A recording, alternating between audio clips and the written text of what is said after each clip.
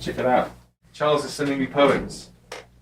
Unseen that salty seed, your inanimate additive, general, free, without any realm. Not me, I won't do those, won't do that there, for under odorless, emotionless shield from any me, not any.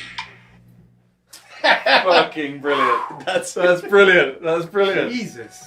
I dig it, Daddy-O.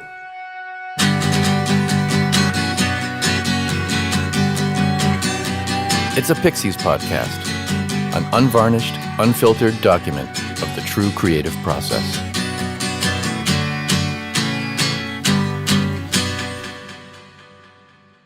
Episode 9, Dreamland Diaries, Days 19 and 20. The Pixies are well into the third of their 3 weeks of recording time at Dreamland Studios near Woodstock, New York, which means the focus is now very much on overdubs. Guitarist Joey Santiago, in particular, is going to be a very busy man. What do the bends sound like? Let's do a few of them. When last we checked in personally with Joey, towards the end of the first week at Dreamland, he was deeply uncertain he could come up with the parts requested of him already. I mean, there's a simple formula for it. It's not working. I only got a few tricks up my sleeve.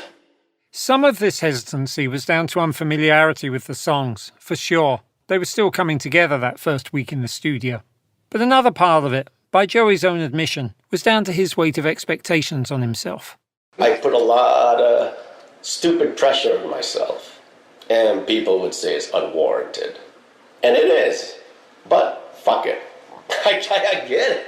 You know, and I don't know, that's the thing I don't understand, is just to let go of it and just, relax. It fell to producer Tom Dalgarty to get Joey to relax. The secret was to encourage him to run wild, without restrictions, and often without the others hearing him, as Tom demonstrated in a playback of Long Rider, alongside its co-author Paz Lenchantin, recorded just 2 days further into the sessions. Joey did some really cool stuff in here, which I just sort of just gonna keep, you know, like.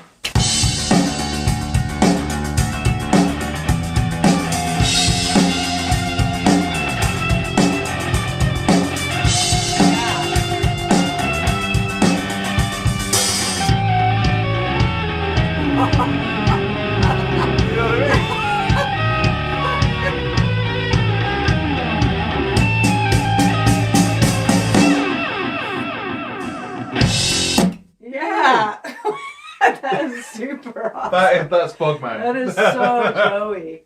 The following day, Tom explained to Joey the positive aspects of playing without too much forethought.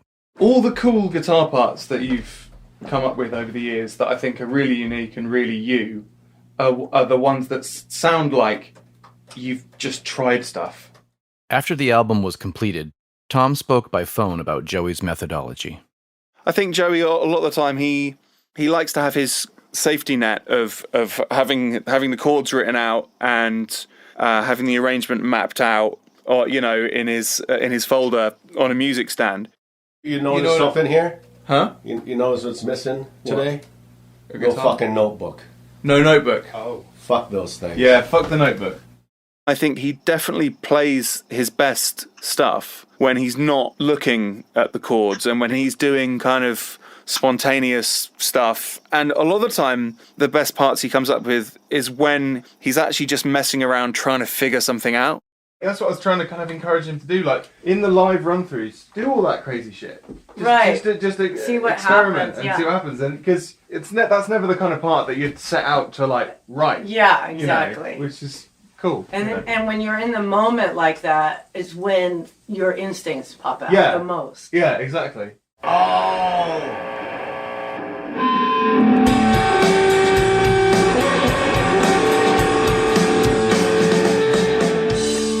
Largely thanks to Tom's careful management, Joey's confidence visibly grew in the studio, and with it, the naturally nimble qualities of his guitar playing emerged.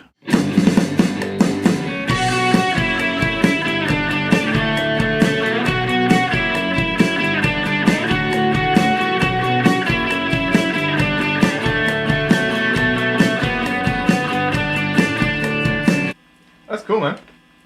Okay, let's do these. Let's do the big big sort of Pete Townsend power chords at the end. Yeah, it's gonna be great. Okay, double those two.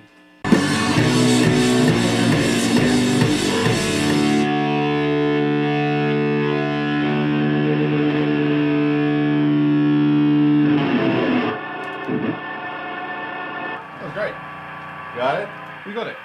About halfway through the Pixies' time at Dreamland, Joey got up at 5 a.m. one morning, meditated, went to his AA meeting, and then drove further into the Catskill Mountains to Mount Tremper for breakfast at a local hotel. As snow fell heavily and Christmas hits played in the background, he and Tony Fletcher talked about the album's progress. You guys are getting a lot of work done. Yeah. I mean, I am Yesterday I was kind of like... genuinely astounded by this band's work rate for a group that's... I was disappointed in myself yesterday, you know, that Los Surfers Muertos. Yeah.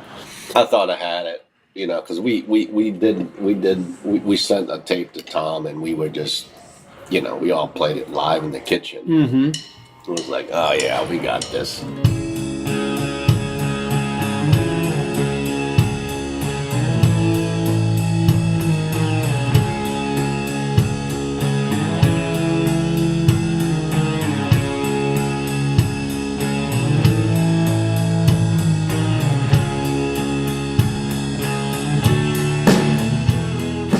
What was Tom's vibe on it? Thought you guys had this thing together, you know, what's going on? Joey's misgivings were somewhat unfounded. The backing track was a keeper. He did return to the studio, however, the day after our breakfast, to redo his guitar parts. Ever the perfectionist, he'd stayed up until the small hours of the morning practicing.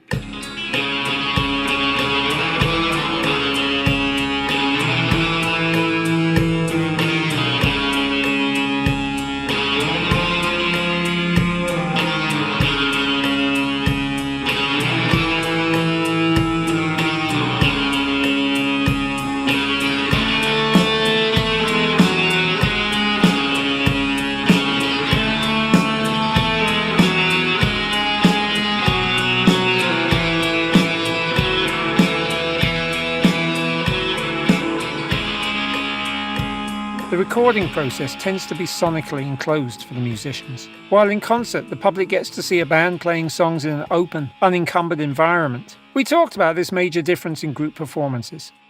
Well, between headphones and creating what you're going to do live, it's a lot different. Yeah. By the time you play live, it's like you're covering that album. Sure. You know, you're like a cover band for Head Carry or a cover band for Doolittle. Right. You know, Right. It's like the best cover band ever. Pixies, best cover band of the Pixies are the Pixies. Joey seems to thrive working solo in the studio, all the more so with such an encouraging producer as Tom. A great example is Joey's straightforward lead line on Bird of Prey. Here it is.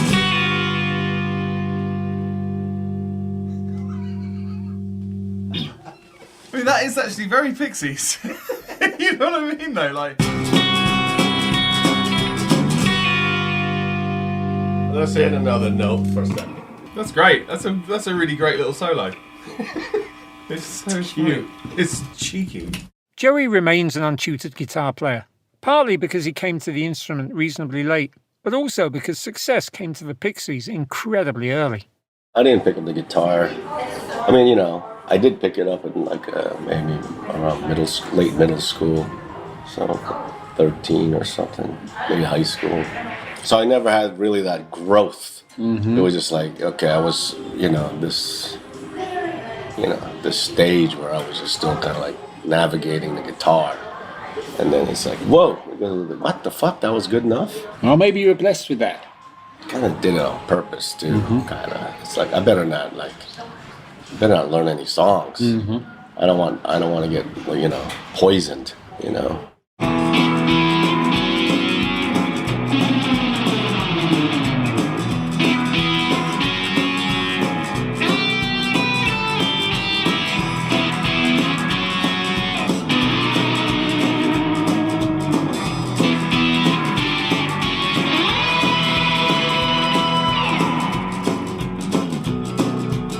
It's great. Fine, it'll have loads of echo and stuff on it anyway.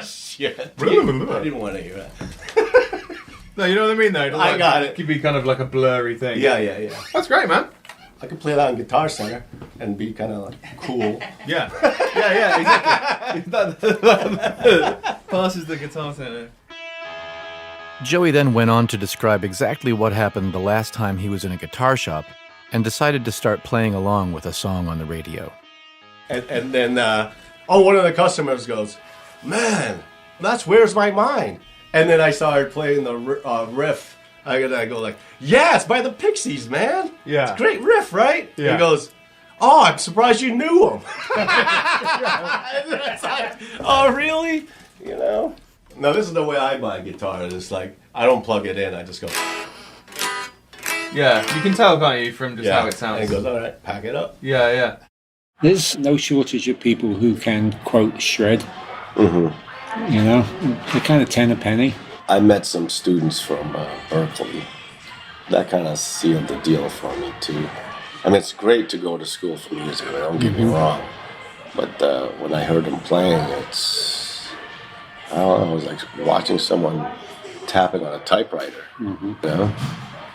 I do like the struggle of finding notes and stuff, you know? Because I can't imagine if you just knew it too much, you'd probably skip over that, you know? For me, it's like, whoa, shit, what the fuck? Yeah. This is awesome.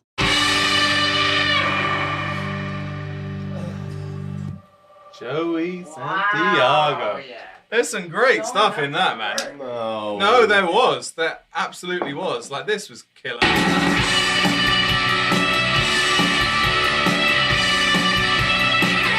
That's great.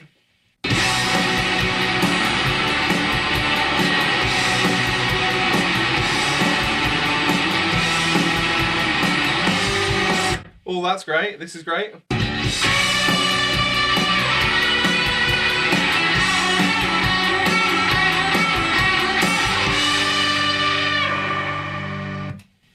Right. So what's time to start tomorrow?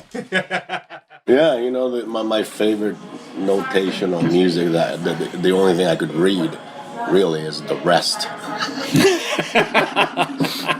It's written down. It's actually a command. You know, shut the fuck up. I just don't think you should do anything until after the drums come in. Paz said one time, you know, when she kept playing this one riff, and it's true, it's like, you know, I want to be missed. Let's put these two things down. Let's put the chink. Okay, put this stuff down. Here we go. I seen you looking down at me. See the death horizon just out of our view. Way low in the sky beyond the sea.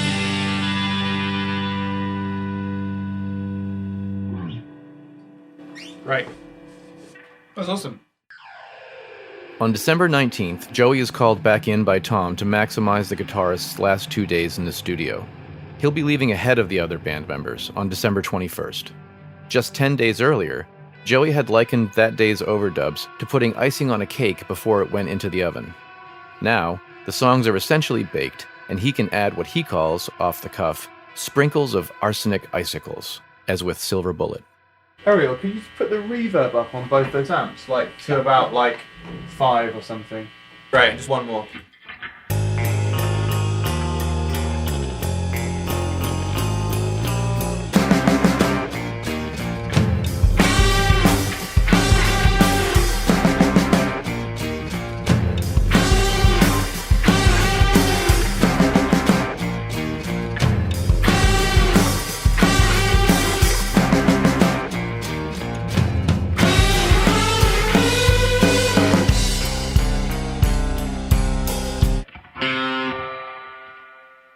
That sounds great with that reverb, and now we just need to end. Da da da da da.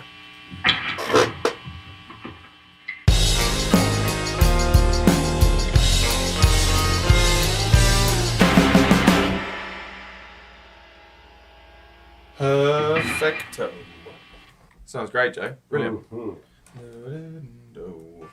haven't do that. Well, I was wondering about doing what comes in here.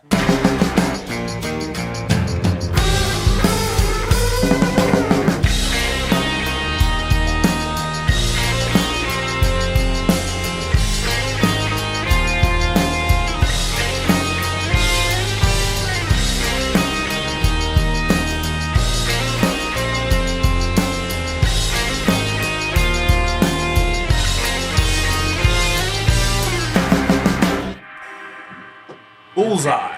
Do you have a favourite Pixies LP? Bossa Nova. Because of the variety of songs, and there's a lot of, I like the mellowness of it.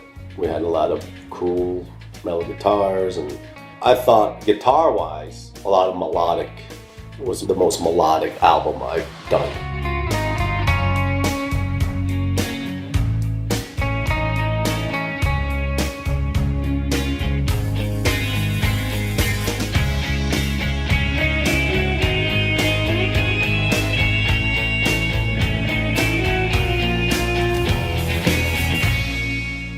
Creativity now running high, Joey turns out various parts for On Graveyard Hill, the song earlier considered so problematic that Charles had talked about dropping it entirely. Notably, Joey and Tom hit on a flourish of a finale. Maybe it needs something like, for just to add to the chaos at the end of the... Okay. Another thing, maybe like a kind of... Oh, a double, maybe this. Yeah, exactly that, yeah.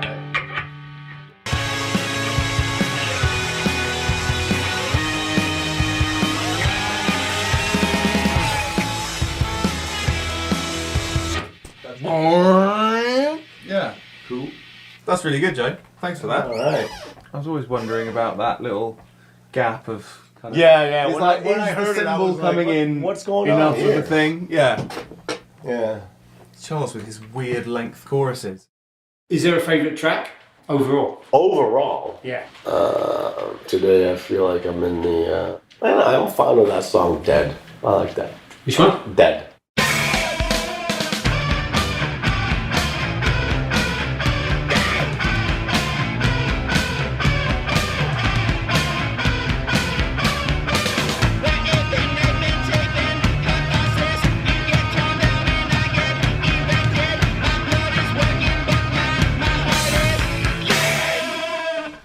As his final day in the studio dawns, Joey prepares to run through almost every track on the album that he didn't touch the day before, and at least one that he did. Yeah, I'm sold. That's a good idea. Just slop it. Yeah. Like to the max. Yeah. Let's Make do it make it really, Well, really let's do that first then. with the fuzz. Let's throw some fucking coffee on it too. Throw some coffee on the desk, see what happens. Let me get my espresso going.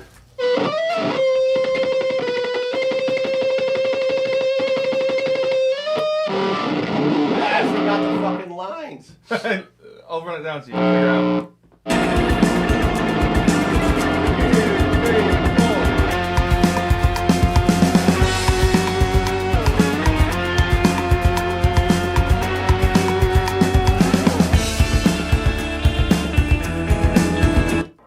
Listen back to that. Hang on.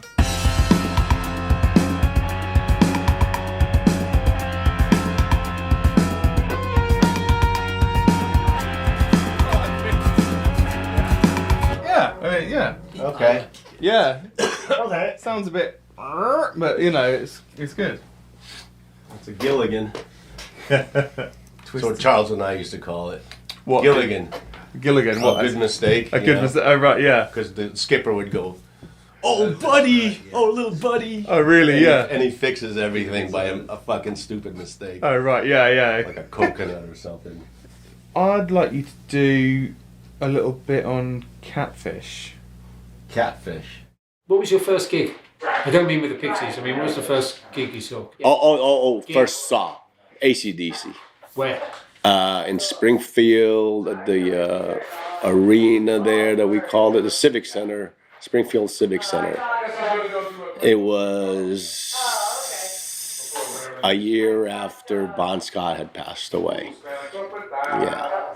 And were they your favourite band? I mean, was that like a big deal? That was it. That was the big deal for me. Watching a band live, and I loved it. Loved my ears ringing the next day, and it's like, what's this? Why is my head doing this? Yeah, and feeling the sound. Do you remember how old you were? I think I was 13. Yeah. In between takes, Joey and I chat further in the lounge. The person in front of me is the same dapper, engaging, friendly guitarist I met 3 weeks ago. What's changed, and it's changed by 180 degrees, is his confidence in his contributions. Yeah, I got a lot more comfortable, in the studio. That's why we had the run through the songs, revisit them, and sprinkle more ideas on them. It's good. There's one song. What's that song called? Where Paz is singing. The one that's now called Long Rider? No, it's about a breakup there. Yeah.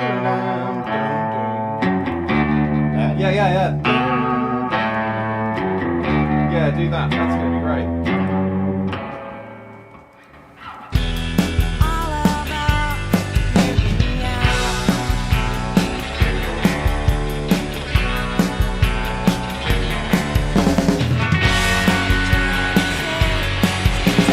That's a cool thing, Joe. I like that. Is she breaking up with someone? Huh? Sounds like she's breaking up with someone.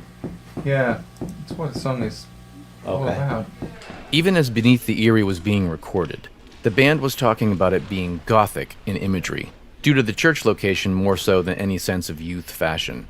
But Joey was hearing it a different way throughout. I think overall the vibe of this album is like high noon.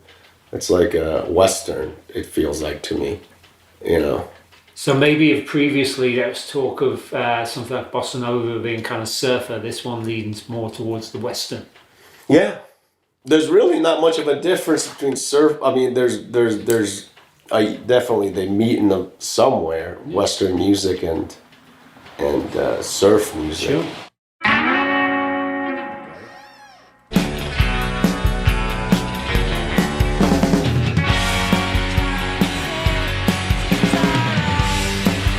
That's great.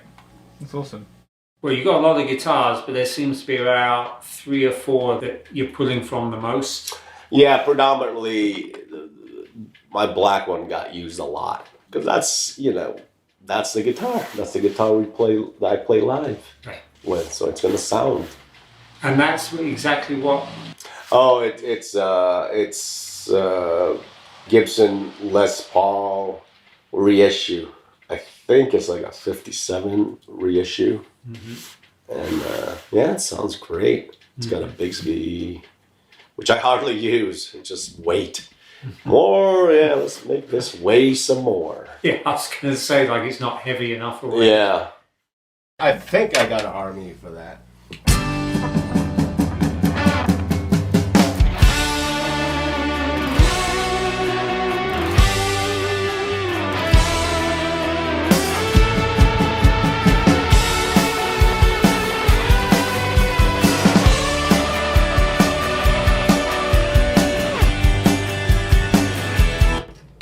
Fucking great, Joe. Okay. That's great. And then there's the 3-4-5. 3-4-5. Yeah. That's for like clean chimey sounds. Mm-hmm. That's my clean guitar. Mm-hmm. Yeah. There was a really triumphant high one that you did. That one. This one, just as a note. Just that one, but it'll be at the same time as this one. Let me find a place. Hang on.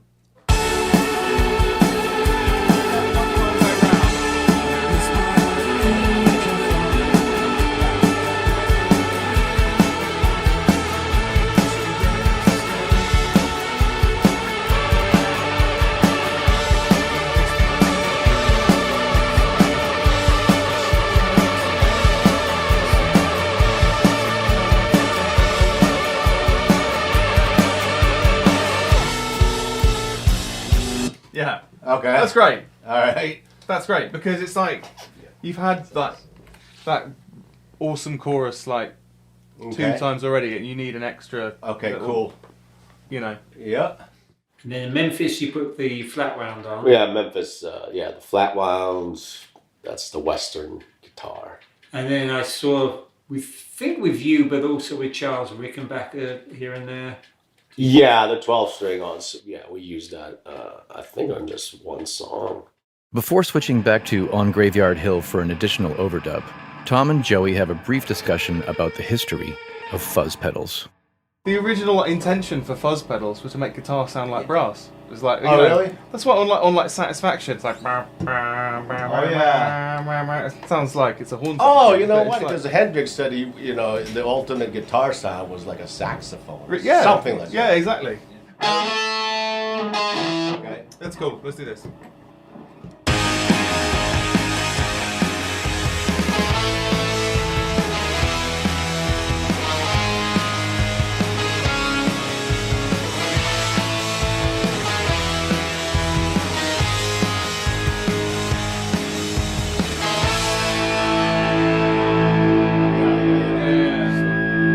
It's a tongue twister of a part, isn't it? It's all those one fret moves.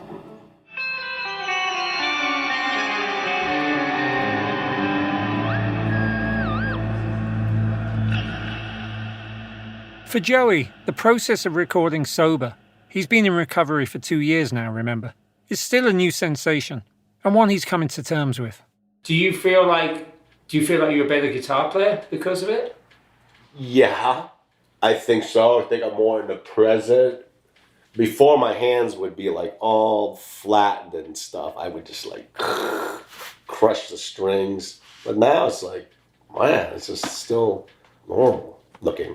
I mean, it's got calluses, but... You mean there's a lighter touch? You can play with a lighter touch? Yeah, I could definitely hear, when it's going like sharp or something, It's you just don't have to press as hard, I was really white-knuckling it. Tom has long expressed the idea of having Joey play what he called barbed wire over the otherwise harmonious sentiment and arrangement of Ready for Love. Finally, he has his chance.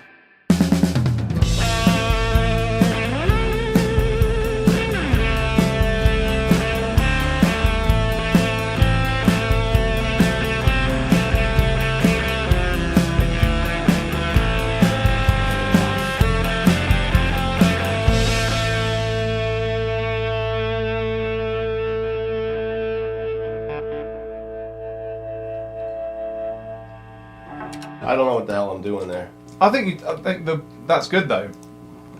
All right. I don't want you to know what the hell you're doing. Okay. I think any band, shouldn't be too comfortable. Mm-hmm. They should be a little bit of like, what the hell what are we doing?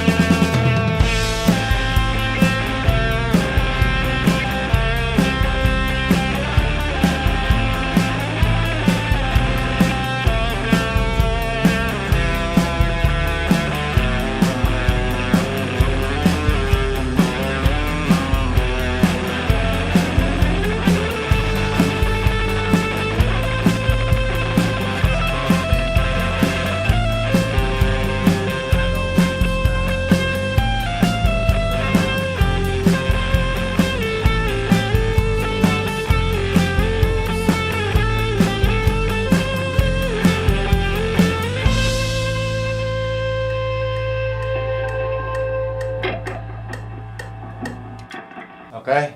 It's great. All right, cool. Around 7 p.m, as Joey waits to be called back in by Tom, while Charles is recording a couple of lead vocals, Joey and I wrap up our time at Dreamland by talking about the studio itself.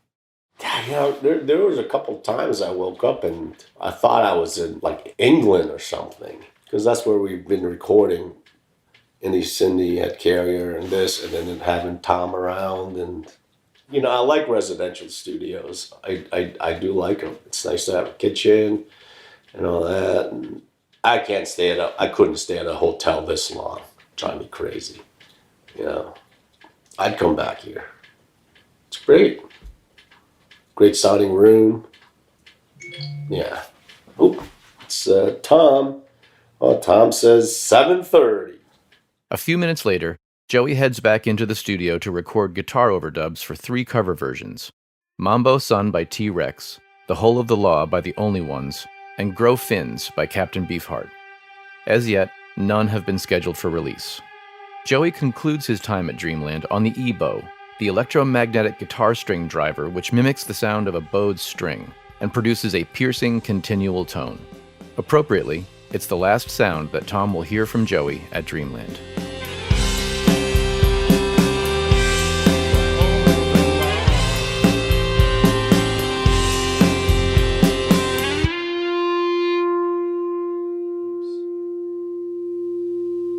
What happened? Nothing. That's where it ends. Oh, okay, all right. Cool. Okay. That's great. All right, Done? partner. Okay, all right. You're done. Get out of my sight, Santiago. All righty. Take care, Tom. I'll see you soon. See you. Yeah, I'm sure. Yep. See Man, you. Okay. It's been a pleasure. Okay, cool. It really has. It's, All right. Thanks, man. it's been. All right. I'll see you. I'm not sure when it'll be, but like maybe I'll come to a Weezer show or Yeah. something like that. Yeah. Cool. Good luck at the Grammys. Thanks, man. Cheers. All right.